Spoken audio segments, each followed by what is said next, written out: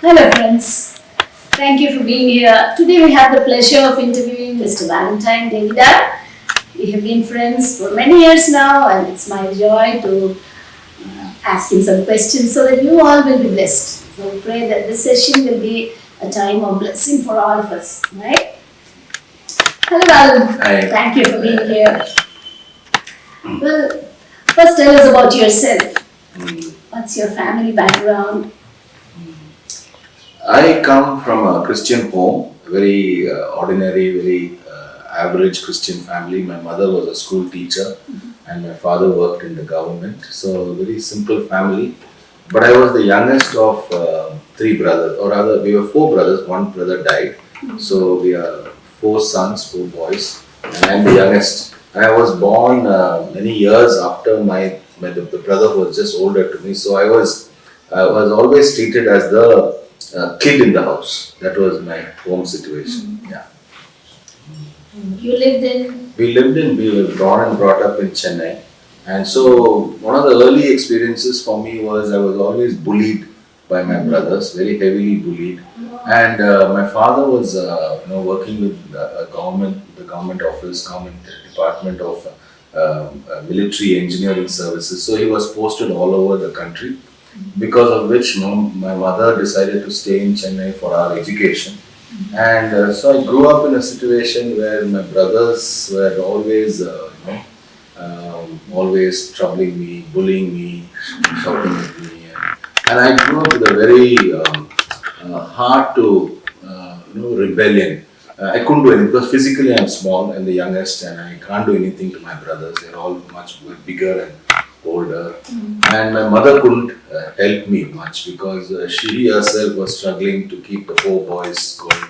And so I grew up with a lot of frustration, bitterness, anger, and I was waiting for a time to get out of the house because I felt so throttled and restricted in my home. It was a good home, prayer, Bible reading, Sunday school, all of that was there. But there was a lot of rebellion in my heart as I was growing up.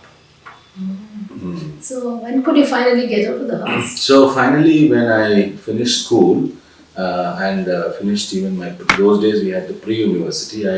I studied pre-university in Chennai, but I did very badly. I failed badly. So I was in a condition where my father was thinking of making me write the exam again. But somebody said there's a college in Allahabad where I can go and do agriculture. So that idea came to my dad, and my dad said, why don't we put this fellow there, let him go and do agriculture there. And I was the most happiest when I got the idea, when I got the news that they were planning to send me to Allahabad. I said, very good. And they packed me off to Allahabad. I went all by myself, nobody came.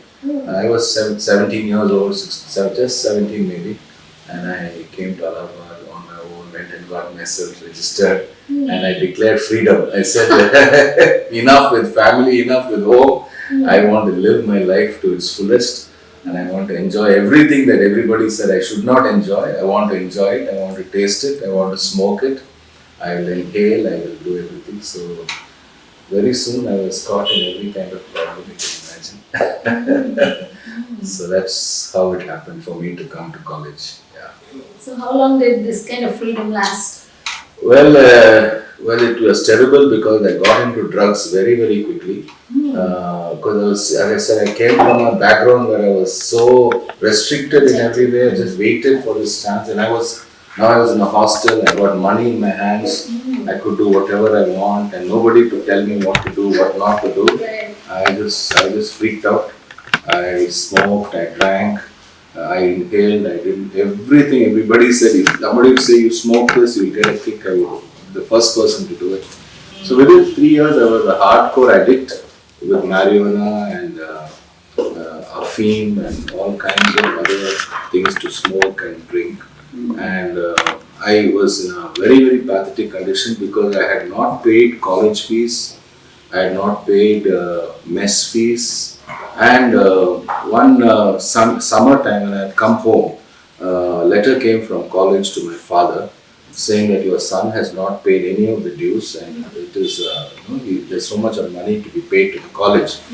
And my father was so angry with me. He had retired by that time, and he's so angry because he took out all the records where every month how the money was sent, how much money order was sent to me, and he said, "This is the list of money that was sent to you. What did you do? What did you do with this money?" So every question he asked me, I told a lie, and he would catch me on that lie, and I had to tell him another lie to cover up the first lie.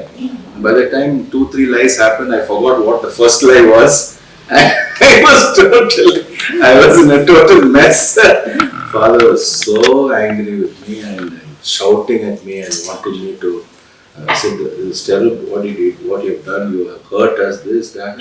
And I knew whatever he said was absolutely right. I had done so much damage to them, and they still did not know that I was a drug addict.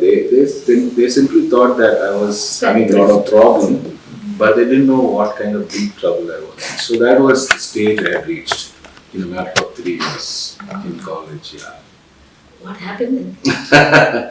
So that particular night, after my father shouted so much at me, I decided to leave house. It was actually that I walked out of the house. This boy came and gave this leaflet saying that there is a Youth for Christ camp happening in so and so place, close to our place. So I decided to go. I decided to go because I thought this is a chance for me to have some reason to go out of the house with some bag. I can pack a bag with some stuff and tell my father I'm going for this Youth for Christ camp. So that became a good excuse. My father also was very happy that I was going to go to a Bible camp, so he gave the money. So I had little money also. I packed the bag and I knew this is tata, goodbye to my parents. I'm not going to come back. I decided that this is the end of my relationship with my family. I'm leaving. And I went to the camp with this boy.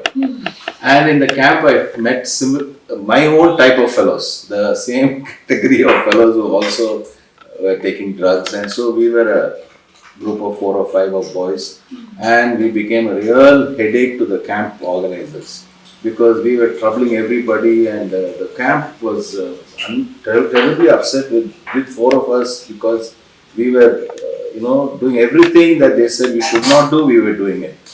So this was a problem, and the last day of the camp came about the last day of the camp, and there was the final message.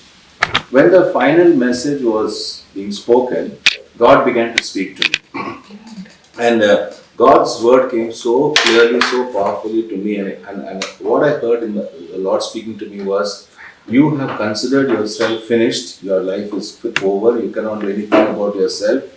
I can change you, I will transform you, I will heal you, I will take you out of all your problems." And by this time I had reached a stage where I knew my life is gone. I cannot return back to normal life. So I told God, I said, "Lord, I don't know what I prayed, but it was a cry of my heart. I said, "Lord, is there a possibility for you to save my life?" And I felt God was telling me, "I'll save your life. I'll turn your life around. You give your life to me." So out of total, cry of my heart, because I reached literally the end of the road of my life, I handed over my life to God. I said, "God, please take over my life. I'm finished. I have nothing left. I'm an addict. I cannot go back to my home. I'm finished and gone." And when I prayed that prayer, or I cried out of my heart to God, there was a very powerful physical experience. It was not something in the heart. It was actually so powerfully physical that the boys sitting by my side felt it. It was like an electric shock, like one shuddering experience. So powerful it was. I was shaken up, and these 3-4 boys were sitting by my side got shaken up. And they were all looking at me, wondering what happened to me. Something strange had happened to me. And they're looking at me very, with a curious wise and bewilderment. What has happened to you? And they all knew God had touched me. So I was amazed, because that moment I knew all my problems had finished. The pain in my heart, the anger, the bitterness, the addiction, everything was gone. One flash, Everything gone. I knew God had delivered me. And I'm sitting wondering, amazed, what is this? What is going on?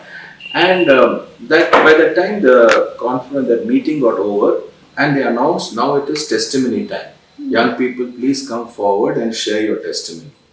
This boy, who's also just like me, also into all drugs and all problems, this fellow is telling me, you must go up and share. This is the time for you to give your testimony. I was saying, what? What will I do? I'm an addict. He said, no, God has touched you. You have to go and speak. You have to tell the people that you have, God has touched your life. So, after some time, I got up to go in the front. When I walked to the front, everybody was really worried because they knew that these four boys were creating so much trouble in the camp. Now, one of these fellows is going to the front. What is he going to do in the front? Maybe create some other trouble there. So I went to the front of the group of these young people, and I stood in in front of the mic to speak, and I opened my mouth, and no words came. No words. I opened my mouth, and I don't know what I was going to say, but I opened my mouth, and there was only a big lump in my throat. No words. No words. And I was so embarrassed, and I stood there and I cried. I cried, and then I tried to speak. Every time I would speak, full tears would come, welling up from inside. Break down, and I cried and I cried and I cried. Every time I would try to open my mouth and speak, no words, only tears, tears, tears, tears. I stood there and wept. I probably wept for about half an hour. Everybody wept with me, and I came back and sat down. I had no words. My testimony was just tears. I just cried and came back. God healed me that day, and I came home and told my mother, Mommy, I'm an addict, and God has saved my life. And she was so overwhelmed because she never knew what is drug addiction, what it's all about. But that's my life. That's where I turned around, and completely my life took a complete change. I had not been studying. I began to study. I was not involved in sports. I completely went into sports. I was playing for about 4 or 5 different games for my college into district level. I was in all the committees, whatever college had different extracurricular activities. I was probably president of something, secretary of something. Within a year, I was holding all key positions in the college, and my life completely turned around. So your college people could also right there in front of them, in front of my college friends, my life turned around. And God used me so much in the college hostel to reach out to so many drug addicts and bring them to Christ. How old were you then? I was 20 at that time. Which year my were you? Intermediate. I was just completing my intermediate at that time. So you were still in first year, BSc? I was just entering first year, between intermediate and BSc first year. What do your friends think, Valentine? Yeah, my friends were so amazed. They said, you are very good. You are so that you have changed around. It's so good of. I said, look, it's not about me. I am not a person that is I could turn around like this. I could tell them very clearly. It's how Jesus has met me. Jesus has come into my life and changed my life. So it started having a tremendous impact in the hostel. Till that time, there was hardly any kind of prayer groups or anything in the hostel going on. But the minute my life changed, I think within maybe 6 months to 1 year, I think every block there was a prayer cell. There was a prayer cell in every block of the hostel. Something God began to do a great movement in the men's hostel. How about anybody who helped you during that time spiritually?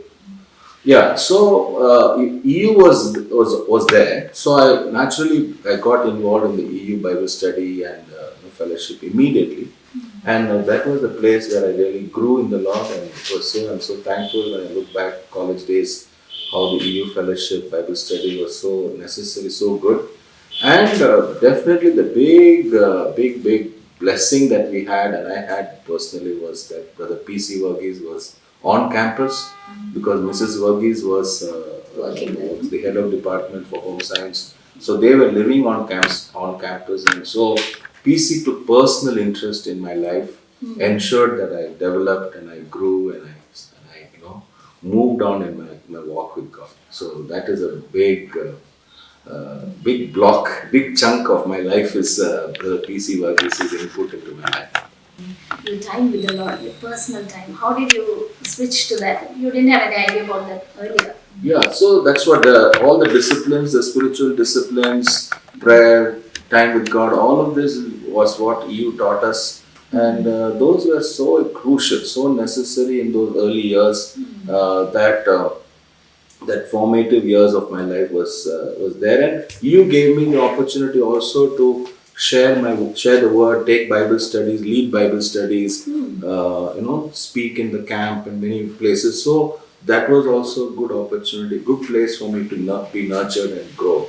So all of that was there. But what I can remember was during that phase is where God began to place in my heart a vision.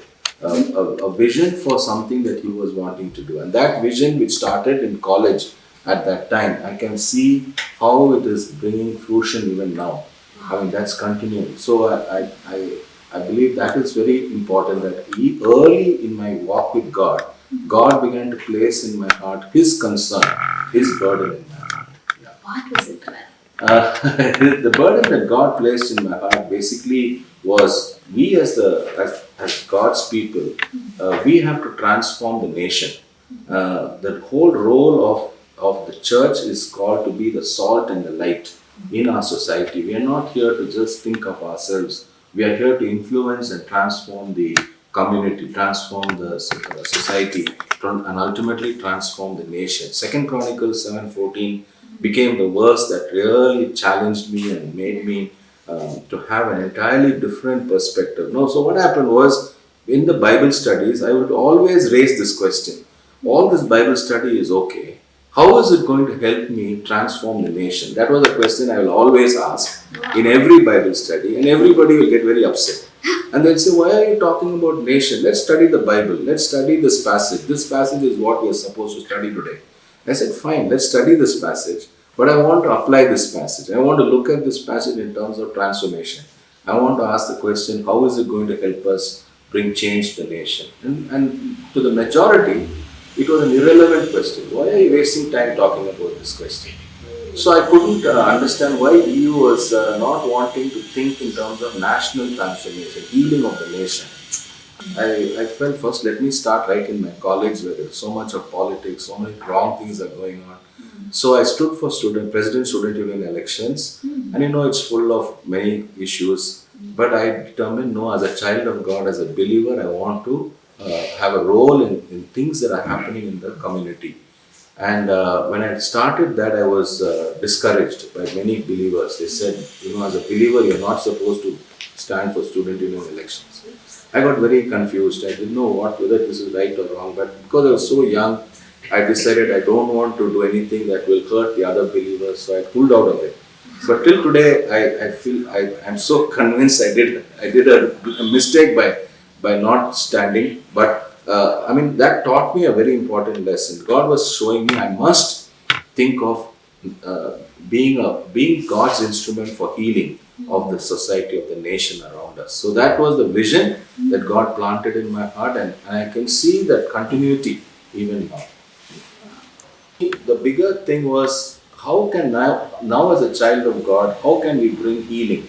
How can we transform the society, the nation around us is our responsibility. God has kept us here to be His instruments, and I want to be, part of that work of God.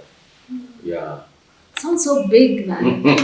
Usually we don't think of things this big, right? But this was in college, 22, 23 years old. This was already, growing as a flame in my heart. Yeah. So what do you think, Valentine? Is it really right for a believing student to be part of college elections?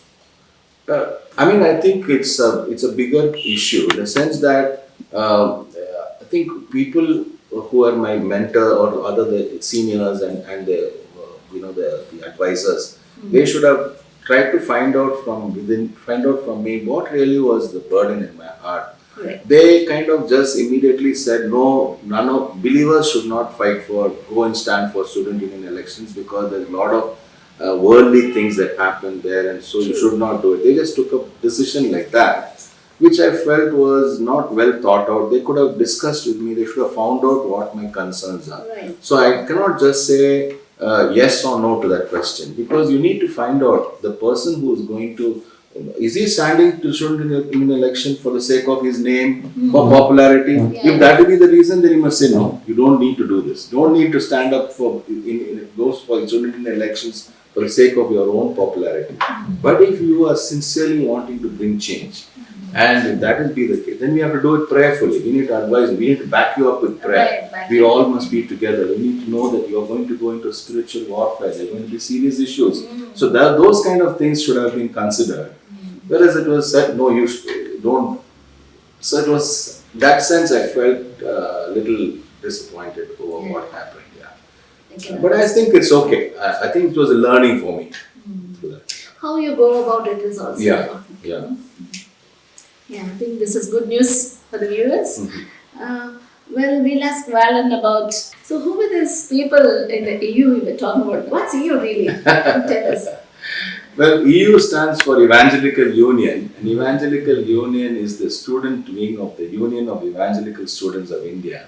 The Union of Evangelical Students of India is the parent body, and they work with post-matric students in colleges to bring them to walk with God, and so their heart is to raise up raise up people to come to relationship with Christ and to build them up in fellowship, in prayer, and then to also share the gospel. So these are the EUs are groups that are going on and taking place in colleges across the country. So this was the EU was there in our college. What does it stand for? EU. Evangelical Union. Okay. Who tell you about this EU? Who introduced you to this? No, that was the only prayer group that was there, because I accepted the Lord and I knew that the prayer group was there in the college. But it was a small one. Just 2 or 3 of them were meeting in the college. I knew about them. Rather, everybody knew about them because they were strange people. A little strange. Okay. They were not like everybody else. In what sense? Their dressing was different. We were all, completely freaked out.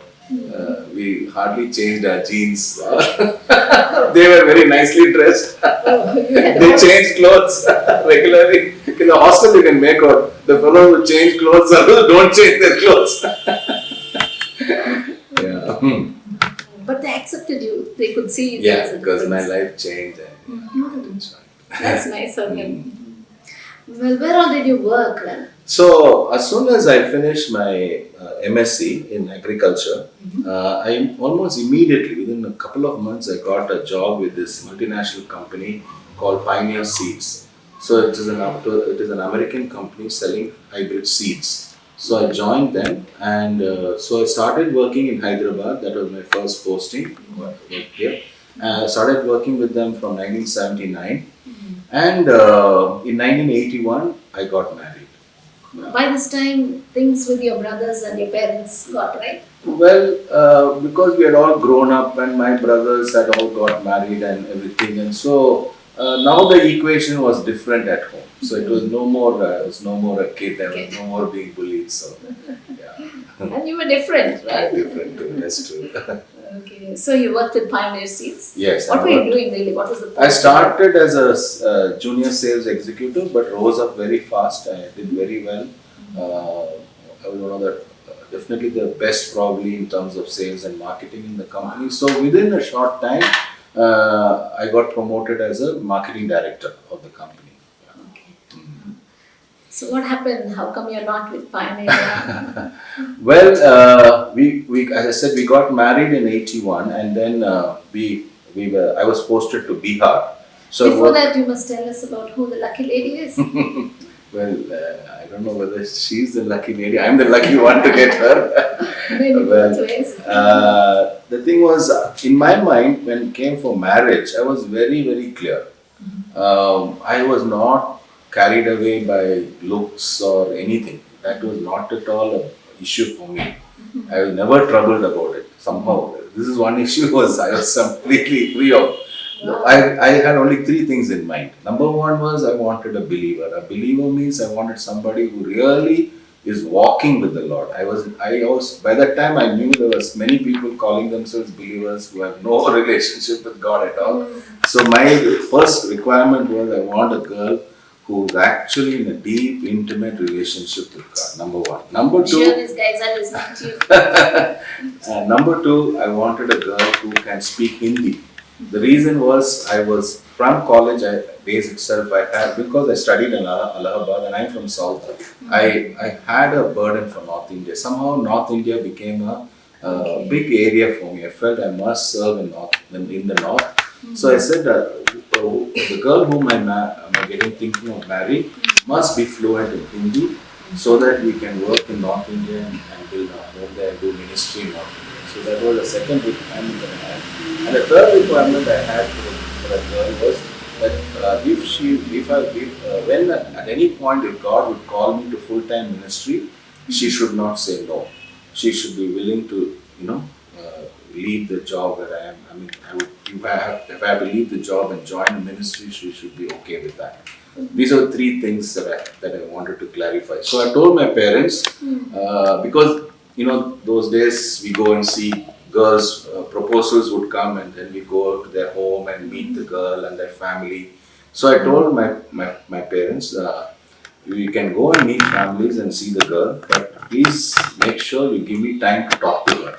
Unless I talk to her personally and clarify these three things, I have three questions. I must talk to her. Cannot be second-hand information. I have to talk to her and clarify. Only then I will say yes. Well, I have a question. Yeah. How come you thought about full-time ministry right at that? That's what is amazing because right there itself, God was telling me that something is going to happen, and I knew deep in my heart, I will need to serve God in a kind of a full-time role, full-time capacity. How old were you? So I'm talking about college days, so 24, 25, 26. At that time itself, this whole thought was very clear in my mind. So by the time I finished my MSc, I was very clear what kind of a girl that God was putting in my heart. This is the kind of person I need to have. Yeah. So how come Rita fitted in? So when we went to their house, she on the other side had so many proposals. So many boys had come to see her, and she was very much wanting a believer, and they could not make out whether the boy was a believer or not. So she could not say yes or no. So she was going through a lot of confusion. So when we went home to their place, I could not get a chance to talk to her. Somehow there was the way it happened. Every time there was somebody seated by our side, and I could not get a personal time to talk to her. And I was very clear. I told my father, you have to work it out. That I have to spend time with the girl alone. And he said, it's very difficult. In our culture, they won't allow you to talk to the girl alone. Somebody will be there. I said, no, I have to talk to her alone. I have to clarify these points. So what happened was when after we finished the formalities and all the normal things of conversation, everything was over. We said we are going to leave the home. As we were leaving the home, she and her younger sister also were wanting to go out somewhere. So my father, I don't know how he sensed it. Yeah, he knew that they were going out. He said, are you going somewhere? You can come with us. So he managed to get my wife to somehow come with us to the bus stand. And as we were walking to the bus stand, he very tactfully moved the entire group somewhere else, little bit behind. Allowed just both of us to walk. I'm sure you're ever grateful. So in that 5-minute conversation, it clicked. Just that 5 minutes conversation with her, I asked her, and to her, those were the very questions she had been praying for. Really? That the boy would come for me, would ask me these questions. Wow. That he would want to know whether I am a believer or not. And what confirmed was again PC Varghese, because She was working in World Vision. PC had come to speak in World Vision in one conference, and she had shared her desire for getting married to PC, and PC told her, "You pray for God's will. God will bring the right person." And as PC counseled her, he thought of me for her. Imagine how God connected. But he hadn't told He you. had not told me, but he had thought of me for her, and he wanted to somehow connect me, get me to know about her. It didn't work out. But when she mentioned the name, she said, "I spoke to PC Varghese." She said, "Do you know PC Varghese?" I said, "He's my mentor. He's the one who." So that's how our marriage got fixed. Great. So, where did you settle down after getting So we started in Hyderabad, but then, as I said, we got transferred to Bihar. So we went to a place called Muzaffarpur, which is almost close to Raxaul in the Nepal border. Yeah. So we were in Muzaffarpur for 5.5 years. That was very difficult. One of the toughest places to work in. No electricity, dacoits, everyday threats from people. I had a very difficult distributor who was working for us and who was troubling me a lot. So those early years of marriage, when our first daughter was born, elder daughter was born, was a time when we got to know each other as husband and wife, and really was the formative years for us in terms of our whole walk with God, because I had to handle the job. There was heavy physical dangers. No friends, no church, nobody to whom we could go to. We were just by ourselves, young family. But that's where God taught us to depend on Him, love Him, and draw close to Him. I think these situations are so tailor-made for us to draw closer to the Lord. Yes. It was nobody else. Nobody else, Right? yeah, that's true. Yes. Right. So you were still working with Pioneer Seeds? That's still with Pioneer Seeds, and for that, and then the company transferred me back to Hyderabad. So we were here for about 4 years, and that's the time we met, and we were part of the EGF Bible study at that time. EGF, by the way, is Evangelical Graduates Fellowship. Again, part of the Union of Evangelical Students of India, the graduate group of UESI.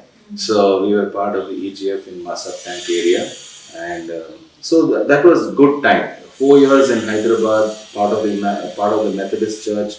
It was a good time where we could contribute, we could be a blessing, and the Lord gave us a good rest. I mean, after being in Bihar, coming back to the south and staying in Hyderabad was very, very refreshing. Was physically in many ways very healing for us. A lot of healing happened because we had been really harassed in Bihar, trouble like anything. But coming back was so good.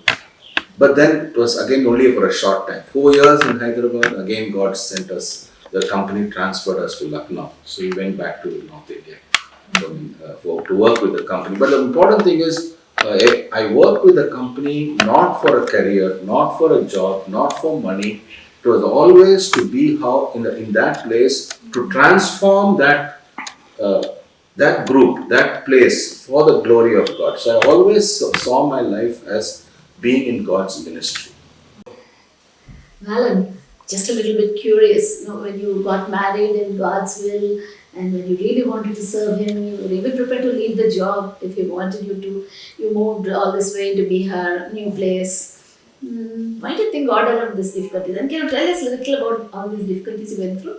Yeah, I think that's very important because in Bihar, when we were there, I had to face a whole set of problems.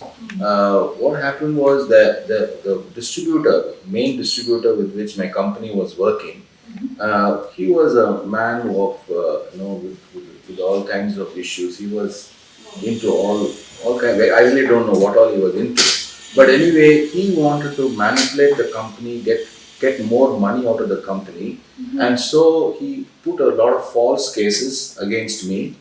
And there were 4 criminal cases that he filed against me. And the cases were on, and they were all criminal cases, and so there were warrants, the warrants got issued because I did not get the notice for the case, the hearing of the case. So he was able to block the case, the notices being sent to me. So since the notice never reached me, I did not know there was a case, I did not go to the courts. And since I didn't go to the courts, warrant was issued. So the police came searching for me, and that particular day when the police came to look for me to arrest me, I was on tour. I was traveling. So my wife and our daughter, she was small. She was probably 2.5 or so. They were at home and the police came. And my wife did not know why police came. So she was very innocently telling the police, he has gone on tour to this place. He is arriving by this today evening. He'll be here by 7 o'clock. Oh, madam, okay, 7 o'clock we'll come. The neighbors got to know. They came and told my wife, why did you say that they are all police? There's something going on. She said, I don't know what is going on. And so then the police then did not find me at home, went to the office, our office there, and they picked up my assistant, the second guy, the guy who was reporting to me. He was in the office. They took him and they arrested him and put him in jail, put him in lockup. So when I arrived at home, our home, there was neighbors, all people, and they were all saying the police is looking for you, and you better run. You have to protect yourself. I said, why should I protect myself? I have not done anything wrong. I have worked for the company. I've done honestly everything, and I must stand up for what I believe is right. So they all told me this won't work here. Here there's no law and order and law and justice. Anybody can get arrested. Anything can happen. So you have to run.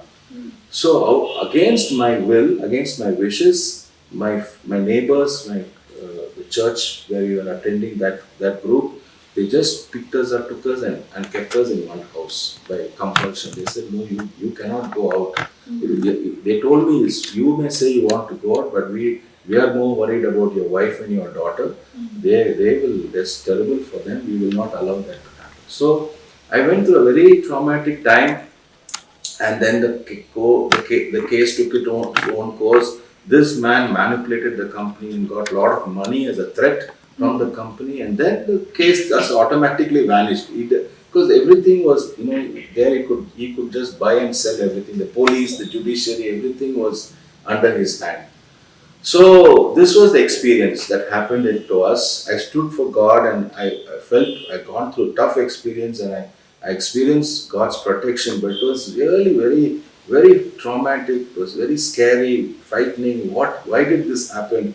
And so finally the company decided to transfer us to Hyderabad.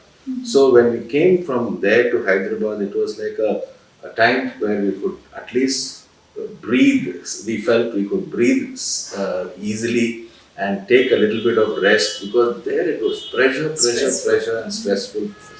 So our next 4 years in Hyderabad was a very pleasant time for us. A time for being refreshed and renewed. But it was again time God was again preparing us to go to the next phase of our life. Yeah. Rest was disguised as rest. But we enjoyed those 4 years. It was very good. Yes. So what next? So I got transferred to Lucknow, and went and worked there with the company, still with the company, and that is where the final time came for me to part with the company. And it happened in such a way that my boss was a man who was doing always something, wanting to do some underhand method to make money, to increase profits. And I was always determined to say, this is not correct, you should not do it. So I took stand on many issues, on integrity issues. And I would find myself almost every day, there's a kind of a confrontation with my boss. So this kept on going till the time came that there was a particular product which he wanted me to sell, which I knew was not of a right quality, and he was pressurizing me to sell that product, and I said no. So when a kind of confrontation happened, he said, are you going to sell this product or not? And I said, I won't sell it. He said, I don't want you in the company. So after working 12 years in the company and reaching a position of marketing director, I was suddenly thrown out. I was jobless. I was out of the job, and that is where I could not understand God's vision. Because till that time, I knew I was in my job for the sake of God's purpose. I was there for God's glory. Whether it was Bihar, whether it was any place I was working for the glory of God. I was not working for a career. But when I finally lost my job, and that also in a very humiliating manner, I completely got confused. I said, why did God allow this to happen? How is His name glorified in this? I'm supposed to be a witness for God in the marketplace. Now I've lost my position. I'm now thrown out as though I'm a poor worker. I'm an incapable person. I'm inefficient. And this is how I've been treated. I've been thrown out now. So this affected me terribly. I became depressed. But I was so worried, so anxious because as a father, I've now got two small children. I want to earn, I have to provide for them. I began to frantically look for a job. I was hunting high and low somehow to get a job. So that was a very difficult time. But that was when Haggai Institute people invited me to join them. How did they come to know you? They knew me because in Hyderabad, by that time we were in Hyderabad, many of the Haggai Institute person who was taking over as the executive director for Haggai Institute, he and I were good friends. Mr. P.K. Lilly and I were very good friends. And the prayer group was started for Haggai ministry. We were a small prayer group was formed. We began to pray for Haggai Institute. Haggai should get set up in India, start work in India, and he was going to join as the first full-time executive director. So I was part of that small prayer group. 3 or 4 of us used to meet every week, once a week for prayer. So he knew me and he knew my life, my work and everything. So when he came to know that I had lost my job, immediately he called me and said, I want you to join Haggai Institute. Yeah. But I said no. I immediately said no. I said, this is not for me. I said, I cannot join a Christian organization when I don't have a burden. I mean, I prayed with you, okay, I prayed with you for a Haggai ministry to start, but I'm not called. I don't have a personal calling or burden to join the ministry. So I simply cannot just join like that. Just because you're calling me, I cannot come. I believe I need to be in the marketplace. I want to be an instrument for God in the marketplace. So I kept saying no to him. But he and the board at that time kept calling me and saying, no, we want you to join. So eventually it happened in such a way that I did not have a job. I didn't have any offers. I didn't have any interviews. I had nothing in my hand. And the only opening I had was Haggai Institute. Only one. Just one. Nothing else. Every other door was closed. So out of sheer frustration and such desperation, I said okay to Haggai Institute and I joined Haggai. They said, since you're based already in Lucknow, children are already studying there, you continue in Lucknow and look after the North India ministry of Haggai Institute. So I joined Haggai with whatever salary they were paying me, they could afford to pay me at that time. I accepted it. I said, thank you so much. At least I'm going to get this much salary. And I started working in Haggai Institute. So that's where I entered into so-called ministry, but so-called full-time ministry, but it was not the way I would have wanted it to happen. It didn't happen that way. Yeah. Yeah. But did it happen sometime? Yes. So as I continued working with Haggai Institute for about 5 months, suddenly a stranger called me and he said he wanted to talk to me. So I went to his hotel and this gentleman introduced himself and then said, your company has been purchased by us, and he was referring to his company as SPIC, which is a big fertilizer company. And he said, and he himself was one of the top senior executives, senior president, vice president or something like that. So he said, we have purchased your company and it's now become a subsidiary of ours. And we are a fertilizer company, but this is a seed company, and I need a right man to do the operations, to run the industry, run the work from A to Z. I mean everything, right from every section of the work. I need someone who knows every bit of it. And he said, I've traveled around and I've inquired, and people have referred to you that you are the one man who knows the industry, the full part of how it all runs. So, and he says, I've come to meet you and I want to offer this position to you. You take the entire operations, run the company and report to me. Just report to me, that's all that you need to do. And otherwise you can take charge, take full charge. And he said, this is the offer, and he explained to me the package. how much they are planning to give me as my emoluments. And the amount that he was talking about kind of roughly came to about 2.5 times of what I was drawing in my company job. And then he says, this is negotiable. This is what we have thought, but you want something more, we can discuss that. Then he said, 5 months you have not had a salary. I'm giving you a check for the 5 months salary. Then he says, you are from South India, from Chennai. SPIC office head office is Chennai. You can relocate to Chennai. We will give you an office in our head office.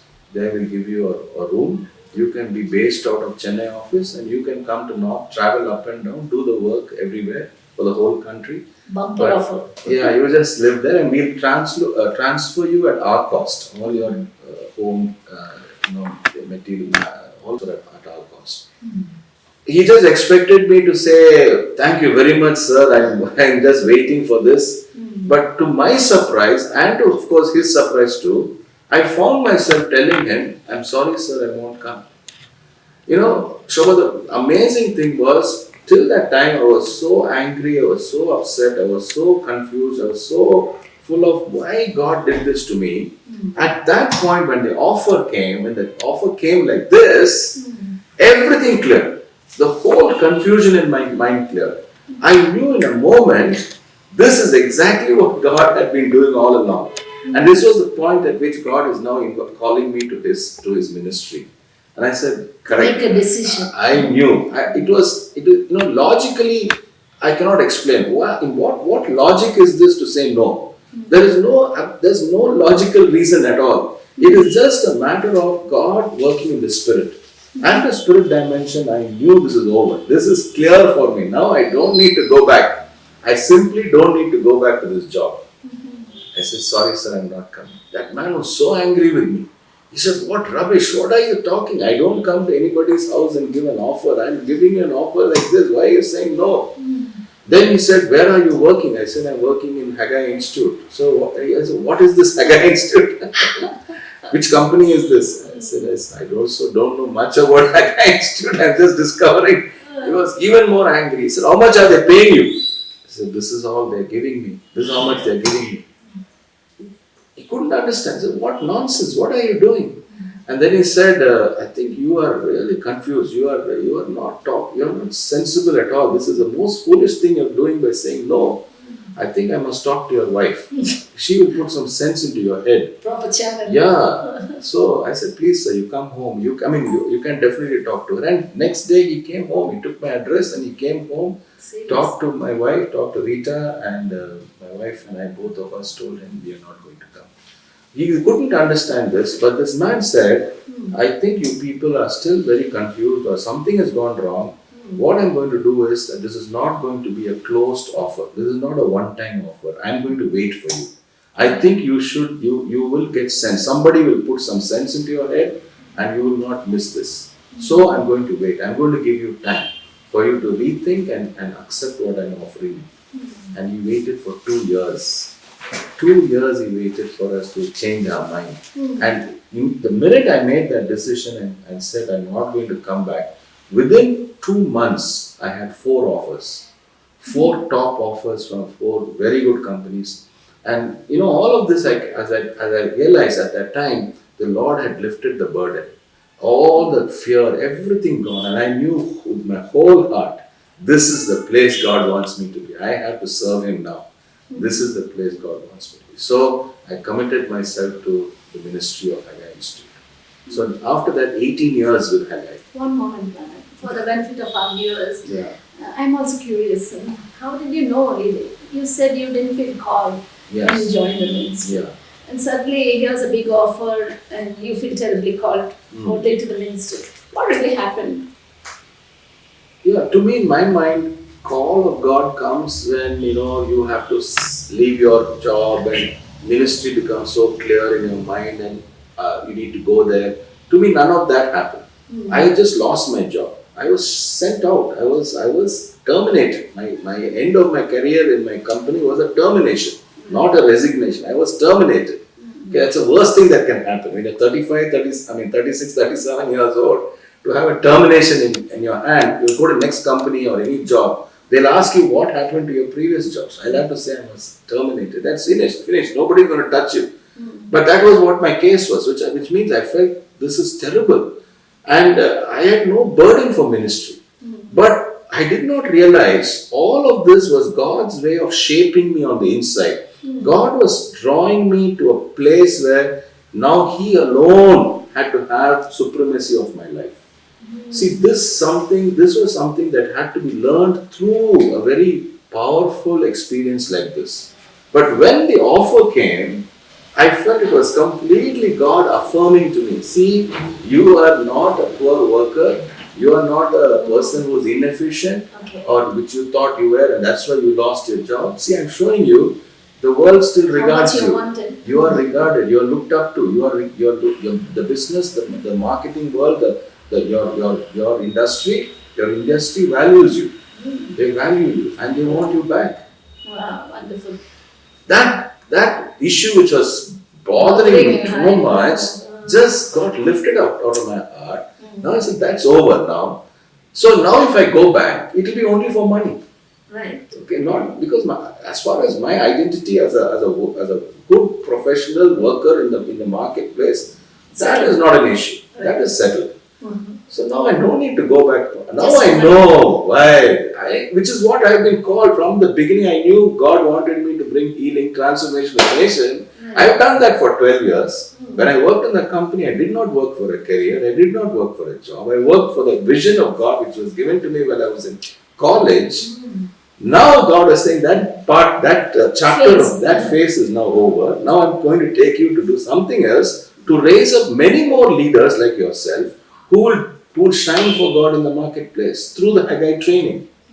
So it all becomes very clear in a flash. Oh, now I know why I'm in Haggai Institute. I have to train and equip many more leaders on the subject of integrity. So integrity became my core topic. I began to teach the subject. And within a matter of 2 years, I wrote my book. Because it was in my heart. The material was, I had nothing to add. I did not have to think much because everything was there inside. And Haggai must be, it was your life. Yeah, so it just came out naturally. The book came out very easily. Yeah. So what do you do with that book now? The book is being sold through Haggai training in their seminars, in their workshops. The money goes to Haggai Institute. Money goes to Haggai Institute. So it's a donation. Yeah. Okay. So tell us what you're doing now. So I worked with Haggai for 18 years. And again, Haggai was also only a place. The vision of God continued. I served in Haggai Institute. I worked, as I said, I started working as North India director for 6 years in Lucknow. Then the board wanted me to become the national director. So the head office is Hyderabad. So I relocated to Hyderabad as the national director. Worked in Hyderabad with Haggai India as national director for 8 years.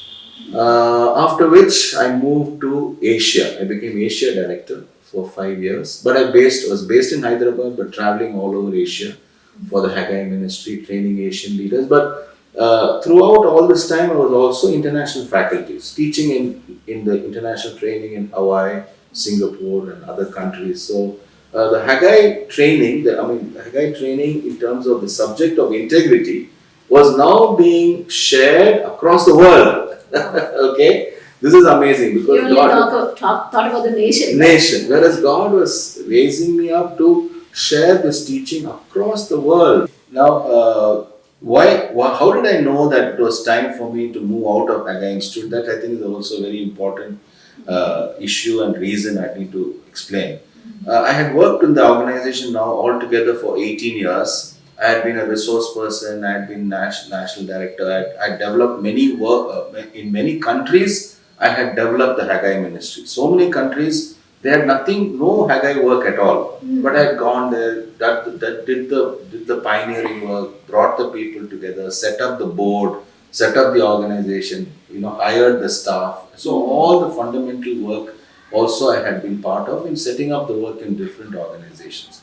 So now I had reached a place where it was now only administrative. I was not going to be really engaging with people.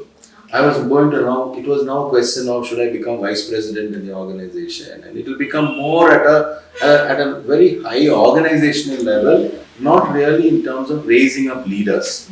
Burden for me was raising up leaders to transform nations. That is the vision.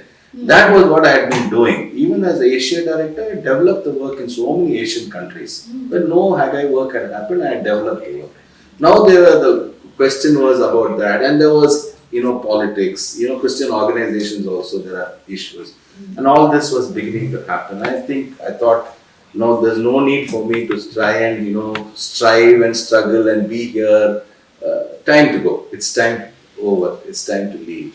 But the question came. I was 55 years of age now at that time when this thing happened. So you're not yet actually at a retirement age. There's still a few more years left. Right. And then at that age, what do you do? No? So as soon as I left Haggai and I was now at home, we were by this time we had relocated to Chennai. We had relocated to my ancestral property. My father had written some property in my name. It's about 3 acres of property that my father had given to me. So we relocated to that place, and it was totally an overgrown place with a lot of weeds and thorns and everything. We cleared it up, and then we constructed our house there. So we had relocated by this time to Chennai, to this farm, and I then had moved out of Haggai. So for a couple of months I just enjoyed the farm, just stayed at home, didn't do anything. Both of us just enjoyed the farm. And news went around that I moved out of Haggai. The moment among Christian organizations, people knew that I had moved out of Haggai. There were at least 4 or 5 organizations were immediately wanting to grab me.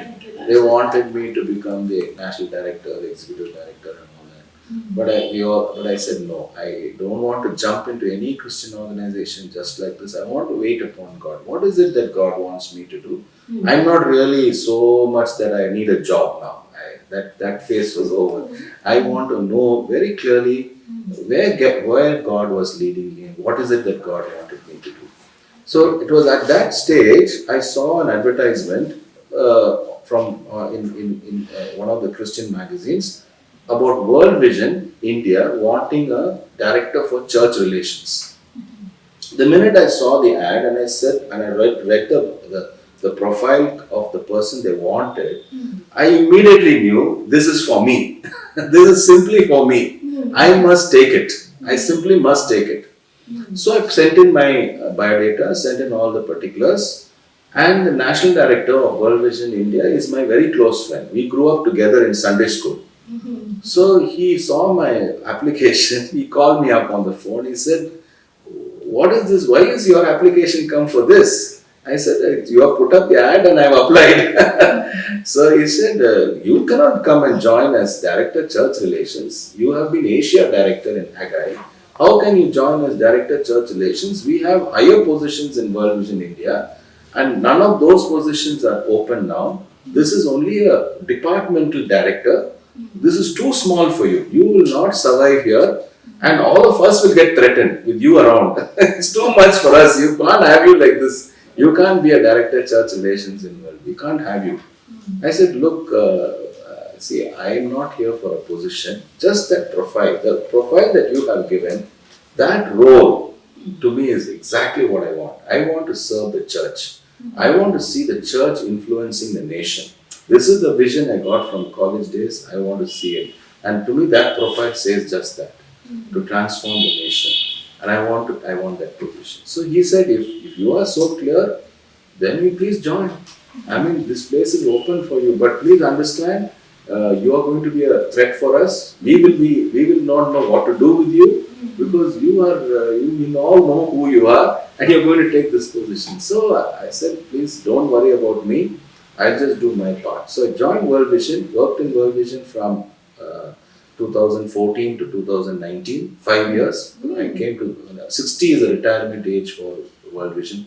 So when I reached 60, I retired. But that 5 years again, I would say was probably the best years of my life. I enjoyed my 5 years in World Vision India because understanding the role of the church. Now, World Vision had earlier been working through the church. All the projects for World Vision used to happen through the churches. Church would run the projects. But then World Vision became directly run projects. The projects were now being run directly by World Vision, not through the church. They moved from that model to another model. When that move happened, many churches got very upset with World Vision because they were receiving funding through World Vision, but now the funding stopped. So they were now quite upset that World Vision was not, routing the funds through them. So the relationship between church and World Vision kind of was very strained relationship. So they wanted to have a role of a person who will once again bridge the relationship back with the church. That's all. That's the idea they had. But they mentioned that we want to see transformation and all that. So they said, if you can help us reconnect with the church, with the bishops and everybody, all the church leaders, that's all we want. But I said, no, I see a bigger role here, bigger work here than just building relationships. So I took on the position and I prayed for about a year of praying and asking God, Lord, fasting and praying, saying, Lord, what? Because they did not give me a job description. They could not. They didn't know what job description to give me. So I prayed and I asked God to reveal it to me. And within a year, the Lord began to put like a jigsaw puzzle pieces in place. Basically, the concept was every local church is in a particular community. Okay? And in that community, there are problems. There are health issues, there are education issues, there are children's issues, there is abuse, there is domestic violence, there is alcohol. There are n number of issues in every community. Many times the local church has no connection with the community. Church comes, meets and goes away. The local issues are not touched. I said the whole thing here is if we can help equip the local church, how the local church can transform its own community, I believe the whole nation is going to be touched. Because it's all about every local church taking care of its neighborhood. The neighborhood should say, the church in this area is a big blessing to us. They know our children, they know the needs of our children, they are concerned, they visit us, they look after our problems, they know our health issues, they also share the Bible with us, they also pray with us, they understand our medical problems, our educational problems. So I said that engagement of a local church to the community can be so simple. It doesn't have to be a project. No need of budgets. Yeah. It's all one-to-one. One family to one family. Adopt 2 families in the neighborhood, 3 families in the neighborhood. Just start blessing them. So I wrote out a project, an entire project based on this concept, how we will do that, how we will actually work with churches, what World Vision will do, how we will connect with churches. So I wrote up a full project along with, staffing and budgets, and it was an absolute, a project plan, complete project plan, like what World Vision needs to be done. The usual style. Presented it to the board. When I presented it to the board gave me an overwhelming support. They said we needed some clarity. We never knew what to do. We did not know what to do. So that document, that project plan became the design for church relations engagement with the community. World Vision's engagement through the church to the community. Yeah, through the church. Instead of funding the church, we would equip the church. No need of no cash, no transaction of money at all. Only equipping, only training the churches on doing that. Giving them a vision. Vision, equipping them. So, within 2 years, we had a full-scale department in World Vision for church relations. There were church relations managers located all over the country, training the churches, equipping the churches. And that plan became the design for the entire world, World Vision's world, for the other countries to use for their church relations work. So today that design is still going on. So all over the world, they are using this design to help motivate, mobilize local churches to reach their own communities. So my job was so exciting. 5 years. Wow, guys, let's give him a hand. 5 years worked in World Vision. and ended in a very satisfying manner. I got whatever I missed in Pioneer Seed, I got it here in World Vision. They Many gave folds. me royal treatment. Oh. They were so thankful to me, and my being in the office, my national director was so happy to use my experience, my knowledge, and all that God had put into my life in different things. So I was, though I was only a departmental director, I was actually connected with many other aspects of the World Vision India ministry. So very satisfying. Retired now. 2019 I retired, and since then we are now in. By the time the farm has taken off, we have developed the farm into a kind of a we call it Eden. The name of our garden is Eden, and Eden is an acronym for us. E is encountering with God. D is deepening your roots, spiritual roots. Third letter E is for enrichment in different areas of life, and N is for newness. So when you come to Eden, you will have an Eden experience of really going out from Eden with newness, new vision, new understanding, new thoughts, new burdens to do what God wants a person to do. So we have made the place a place where God will minister to people. And again, this was something God confirmed to us. What happened was, my father had planted teak trees. That was the only thing that was there. Everything else was overgrown, bushes and thorns, but teak trees were there. So when we had come to back to the farm, we did not know how to start, where to start. Only the teak trees were there. And one day, it was peak summer in the month of May. When we were passing near our farm, we found that the whole thing was burnt up. Some person had lit up match somewhere, a fire had started and it had burnt up the trees. The trees were all charred black, all the leaves had gone, only stalks, only thin, that's a tree trunk was there. Nothing was there. What happened? We didn't know. Because we were staying with my, in another house, we were just passing near our farm, we saw this. So we went inside and there was a old couple who was living in one of the shelters there. We asked them, they said, we don't know what happened. So we tried our best to water the place, but the pump set was not working, and we called a guy to repair the pump set. He cheated us, and Chennai usually doesn't, even the regular rain season, it doesn't rain. Month of May, no question of rain. God gave rain every day in the evening. Every evening there used to be a shower. And within a month, all the trees began to sprout. Green leaves began to come.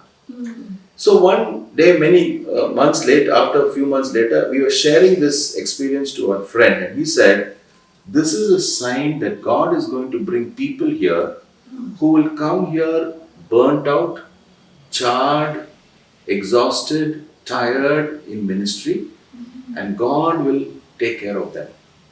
God will nourish them. And when they go back from here, they will go out with green leaves. And you don't have to do anything for that. You only have to provide this place. Make this place available for people in ministry, people who are hurting, families who are broken. Let them come. God will heal. That was so awesome. And exactly that is what is going on. We are not doing anything. Our home is open. We built a house with extra bedrooms. People can come. At least 10 to 12 people can stay with us at any point of time. People can come and stay with us. God will nourish them. We know that. And we are seeing that. All these years now, we are seeing couples, individuals, sometimes a group of leaders of a particular organization would come, who are going through a lot of struggle, who don't have answers. They will come spend 2 days in prayer, fasting in prayer, or just spending time with God. I will spend some time with them, but great miracles happen. So this is what is happening now, and this ministry is ongoing, and simultaneously I get invited to preach, teach the word in different places. So now I travel across India and abroad also to different churches, different denominations, different organizations for different needs. So now it's not just Haggai or World Vision. God has just opened up the whole thing. So I can see the vision that God put for me in my heart When you were a in student. college is now, growing. Very true. Well, I'm just wondering, see, you say Haggai trains Christian leaders. So they're all born again people who have, surrendered their lives. They want to serve the Lord. Do you think they need a session on integrity? Yeah, see the whole understanding of sharing the gospel, sharing the good news, is not just sharing in terms of an idea. It's not sharing the gospel is not sharing a philosophy. It is not sharing an ideology. It is sharing life. Life brings life. So when a person I say I'm a child of God, I'm a disciple of Jesus Christ, and I want others also to know Christ and come into a relationship with Him, I do share it verbally, but when the verbal sharing must be backed up by my life. They must see that this is not just coming out of my words; it comes out of who I am as a person. So everything about me, my non-verbal communication, my behavior, my words, my handling of my finances, my moral life, everything is a message. There is a message coming out of my life all the time. So when we talk of integrity, which is wholeness, completeness, all of this is what integrity is. There must be a change in the lives of every Christian, every disciple of Christ must demonstrate a changed life. Otherwise, what is our message? Message cannot be just words. A message comes when I speak. It is backed up by life. So that is why the subject of integrity is so necessary. For when we say I'm a disciple of Christ, I must know what integrity is all about. Correct. What are various areas of integrity you'd like to? Yeah, so when we talk of integrity, first of all, we have to realize God sees us completely. And when we say completely, our personality to a large extent is submerged, is below the surface. Externally, we are what we are revealing or what people see is a very small part of who we really are. The real person is on the inside. In fact, the definition for character is who you are in the dark. Correct. Okay, it's not how you are outside. So that is where change has to happen. And in the heart, there are several issues: my attitudes, my desires, my thoughts, my ambitions, my intentions. Everything is there, and that is where the change has to happen. But to a large extent, there are some crucial areas, some major areas where integrity has to be dealt with. There are many other areas too, but when we deal with the subject of integrity in our Haggai training, one is the area of the self. Because the self drives our life. The self is the center. The self drives everything.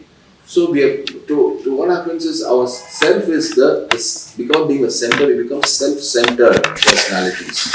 So to change that, I must deal with the self, and there Christ must be the center. Only then true change has happened. So that is one big area of integrity I deal with, which is dealing with the self. The second area dealing with in terms of integrity is dealing with finances. Why finances is because money again is not just about being honest with money and we have not cheated anybody or we've not taken bribes, which is also very important. But money is a matter of the heart. Because at the inner level, motive level, attitude level, we can become attached to money. Money has a power. Money is not neutral. We must understand that money is not neutral. Money has its own tendency to captivate. It captivates hearts. And we begin to become slaves, driven by money. Money becomes the master and we become slaves. So we have to deal with money to ensure we are all having money, but I must learn to hold money with an open hand. I must never clutch it. I must never grip it. I must never think that is my security. Money is in our hand to be stewards of the material resources that God places in our hands, but dealing with the heart attitude towards money. So that is another big section. Similarly, the third aspect, which is also one big area in terms of integrity, is the area of the moral life. Again, morality definitely is external because the matter is, what kind of relationships I have with people with the opposite sex. But what is important is my inner person. What is going on the inside? What are my lusts? What are my cravings? Am I crossing all kinds of boundaries inside? Nobody knows. Outside I look good, but I'm crossing all terrible boundaries on the inside. And that's where the moral life has to be changed. And also this moral matter is so crucial because today marriages are suffering because we have not understood that sexuality is an exclusively given gift for man and his wife. Husband and wife relationship alone has the sanctity for marriage and sanctity for sexuality. Sexuality has its only one place. Now these are issues that we have to cover. So these are the major topics that are covered in integrity. Well, I have a sensitive question. Well, and suppose there's someone who has lived with moral integrity or maybe integrity in the area of money for some time and then he blows up, she blows up. Is there hope? How can they come back? See, God's standards are God's standards. God's standards do not change. God is the same. He cannot change and bring down his standards. Okay? The moral absolutes are set. That is God's. But when we fail and we miss the mark and we fall into a problem, God gives us an opportunity to repent and seek his forgiveness and return and be restored back to God. But it requires an individual to first of all be convicted and say, yes, I have failed. This is where I have lost my integrity. It could be a financial matter, it could be even a thought, it could be an attitude, it could be something else, or a moral failure. I recognize it, I repent, and I come back to God, ask him to help me be set right in this area. Now the thing is, integrity is not something that we achieve on our own strength. This is something every one of us must realize. This is not possible in our own strength, in our own effort. We need to realize how much we need to be totally God dependent to be men and women of integrity. Every day, every moment of the day, we need to realize there is temptation. That our flesh, the world around us is constantly trying to pressurize us to conform to the standards of the world, and that is why we need to be God dependent. But even as we are God dependent, there are times when any of us can fall. But God is a God who restores us back. When we repent, confess and repent and come back to him, he restores us. But because he restores us doesn't mean we have the license to keep falling into sin again and again. But it is a time when we are warned, we are corrected, and now we are drawn more closer to God to live more God dependent every day. So that's how we grow in our walk with God and grow more and more into the character of Christ. Ultimately, that's what God wants for us, right? Yes. Till talking to you, Valentine, it's been education, and I'm sure all the young people watching us greatly blessed. So, thank you very much. Thank you so much. God bless you. God bless you. And you guys, well, take your time to go to Eden, right? Thank you. Thank you very much.